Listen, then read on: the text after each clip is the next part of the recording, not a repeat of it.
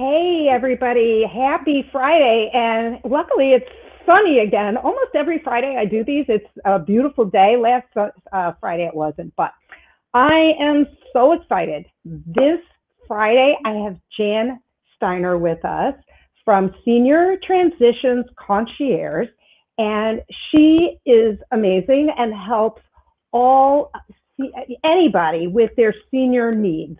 So, Jan, welcome. Great. Thank you so much. I'm excited to be here. So tell us, how did you get into this and how do you serve? Okay. Well, I got into it. I used to be a realtor and I Right. really got tired of the real estate. So, Leave it to me for that. yeah, right. Leave it Okay. to you to do the real estate.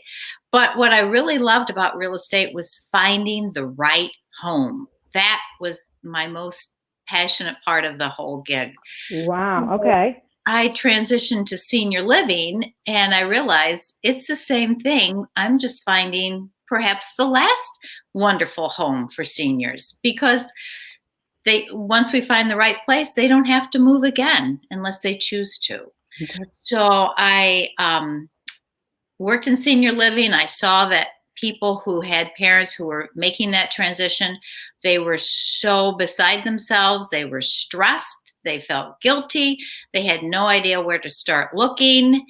And they didn't know who to believe. I thought, I can help them with all of this. I can make this process simpler. I can save them 40 to 60 hours of homework time and come up with the best solutions possible. So That's that's that's great. It's like, why reinvent the wheel? They meet you, they trust you. You've been to all these facilities. You know all the people. Why run around and try and figure all this out for themselves? Yes. And so I know one thing everybody says is, how much is it? What do I have to pay? Where's the value? What am I getting for my money? So how do you answer that kind of question? okay. Well, I am different from many people who help find communities because I do charge an upfront fee of $2,500. And what that gets you is one, I have great knowledge of the communities. I know the personnel, I know the history behind who's working where, why did they leave one community to move to the next. And so I understand what's going on with that. I also, that leaves me open to be able to tell you of every community and still feel like I'm getting paid for my value because you're paying me up front. Many communities will pay a referral fee to placement companies, but not all of them do.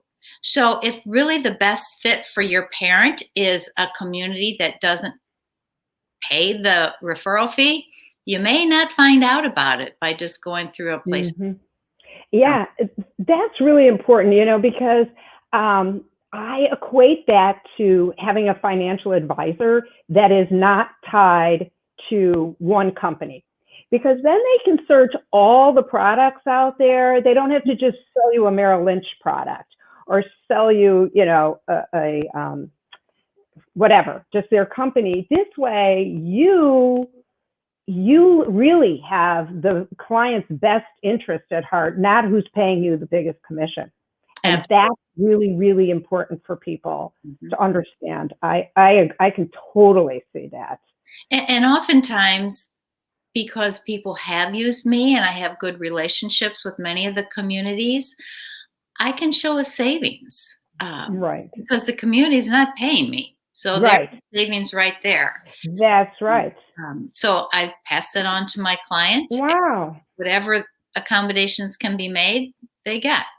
So that's what I do, how I do it. As far as adding value, if anyone has tried this process, I just spoke to a woman the other day. She was like, I've already spent 40 hours doing all the homework. Okay.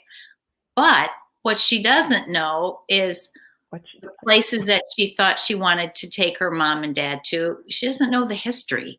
And is this going to be a long-term good place or is it just kind of smoke and mirrors? Yes. I can fill Yes. in the blank.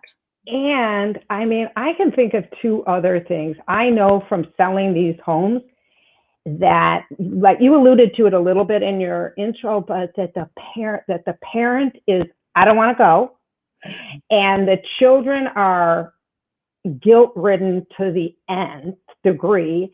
And I think it's wonderful. I know you act as sort of a liaison between. Is that correct? Absolutely. I kind of take what I learned from my real estate days and use it for this. Right. Because you are always that in-between person. You're getting the answers that your client has. You're making the arrangements. You're finding the service providers that they need to make that move, whether that would be someone to help them actually move, a downsizer to help them figure out what they want to take, what they want to leave, finding a realtor to come in and then take over the sale of their home. So I connect them with all the service providers that are necessary for the move. And for those families that absolutely mom and dad will not move, and I have a number of them, then I find the service providers to come to their home. So I have people who will come and cook for them. I have personal trainers that are specifically trained for seniors. Wow. The home care people, the home health care people. So again, and those people need to be, we were, talking yesterday about fraud.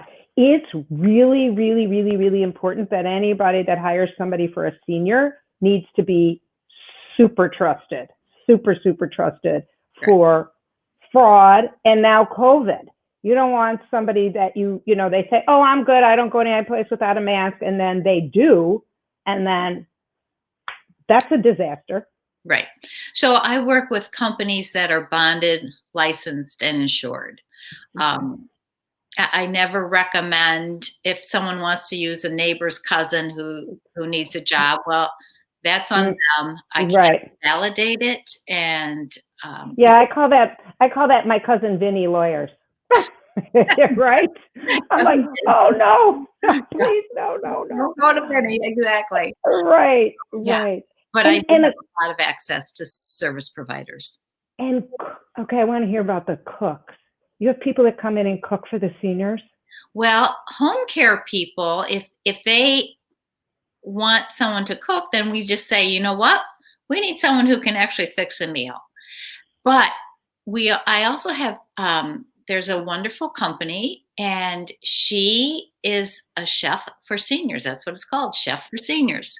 Wow. And so whether it's herself or some of her employees, they will provide a menu, determine, the senior decides, okay, I think I'd like this meal, and that meal.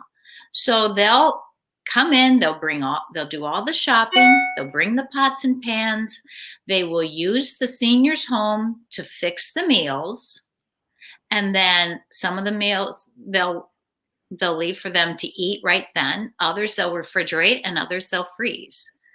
So they'll have 10 meals that they can count on for the coming week.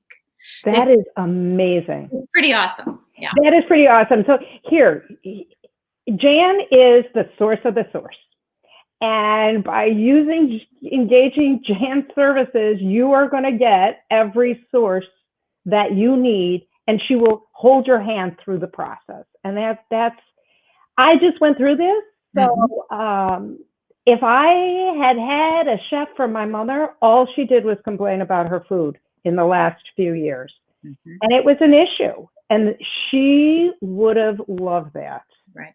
And, food is always going to be an issue with the seniors. It's one of the joys that they can still embrace, but it's either too salty, too soggy, too this, too cold, too hot, whatever. But if you have that chef in your kitchen, you've also got a companion to talk with, to watch. Right. If you want to participate, you can. It's a really nice setup. The other thing you just mentioned was holding their hand. When I do have a client, I do literally, now in the age of COVID, we meet at a community or we have to do it through Zoom, but I will go through the communities with my clients. Right. That way we can talk about, okay, is that bathroom close enough to the bedroom, or do you have to get out of your bed, walk down the hall to get to the bathroom?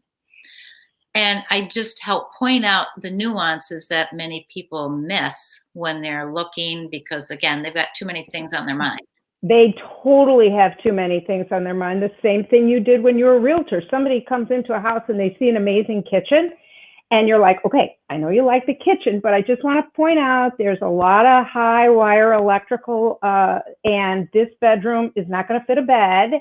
And, if you're good with that, that's fine. But I just want to point those things out because people get too emotionally attached. So it's really good to have somebody like you who's not in the emotional mix. We're objective. Yes.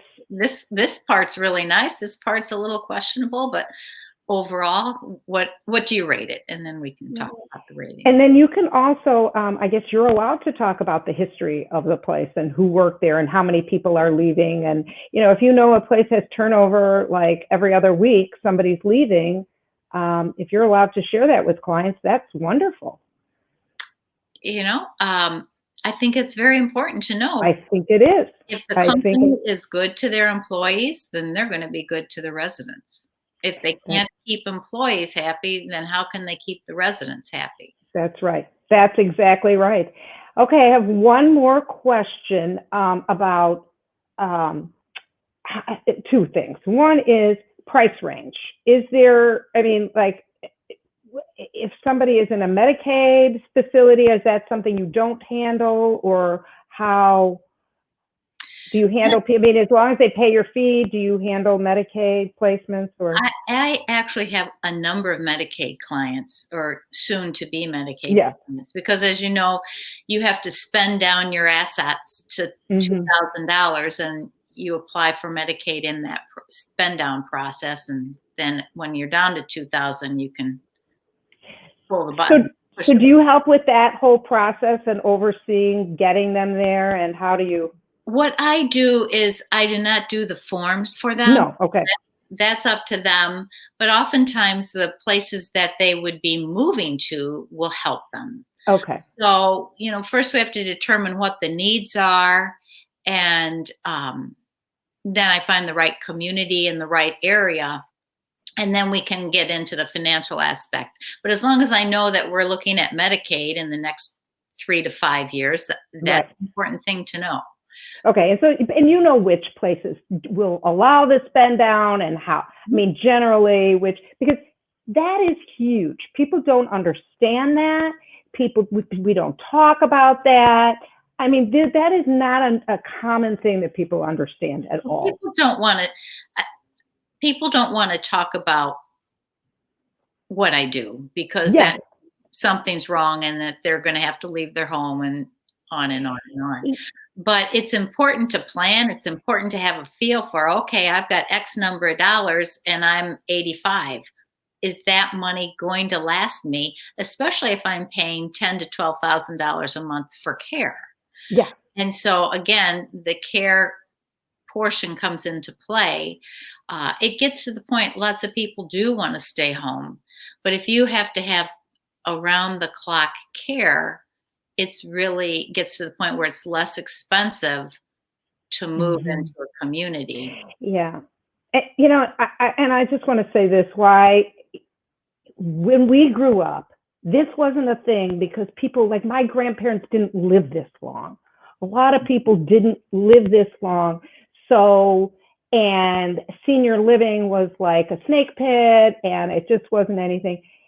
We live in a different world now, and there are options for people, and people travel all over, so the families aren't, really close, and people need to reach out to people like you, Jan, and take advantage of what is out there and get rid of the stigma and just not try and figure it out all by themselves. It's complicated, and they should totally reach out. Well, I appreciate to get the help. And the other stigma that we have to get over is, many people said, I've promised my parents I won't put them in the home. The home that they're in reference to was 50 years ago. It was not a good place. Now they're like cruise ships. And even if you're in rehab, short-term stays, they are beautiful places. Right. If you're in long-term stays, it's not like the old nursing home. It's That's right. skilled nursing. So That's we've got to get rid of the stigma of it's the place you go to die, because it's right. the place you go to live and enjoy Right. yourself. Right. And that's what I tell my clients too when I said, you don't need this aggravation. Go have fun. It's not the end of your life. Go be with people. Go, enjoy yourself and not have the stress of what's going to break today. Because if you live in a home, what's going to break today? It's great when you're young, but I don't know. I'm getting even to the age where I don't want to worry about what it's going to break today. So Well, and when I worked in the senior living communities, so often we would work with clients to encourage them to move in for years. They'd move in, and two months later at the most, they look at me. I'm like, I don't know why it took me so long to move here. This is really nice. I'm like, yeah, they were like an ex-smoker. They were running around telling everybody, oh my God, this is the best thing since sliced bread. That happened to my mother-in-law. yeah. It was like pulling teeth. And then it was like she was in heaven. Mhm. So That's good. that's great. Well, you know what? I want to thank you so much for being with us. And I want everyone to know that they can reach you at Jan at seniortransitionsconcierge.com. They can text you, email you. They can find your information at my YouTube channel. And if you're watching on my Instagram or YouTube or Facebook page, you can text me. I will get you Jan's information. Anyway, I'll find her for you. So thank you so much, and go out, and I hope you enjoy this beautiful day. Thank you. I hope you enjoyed it also. Thank you. Thank you. It's great having you. Thanks. Take care.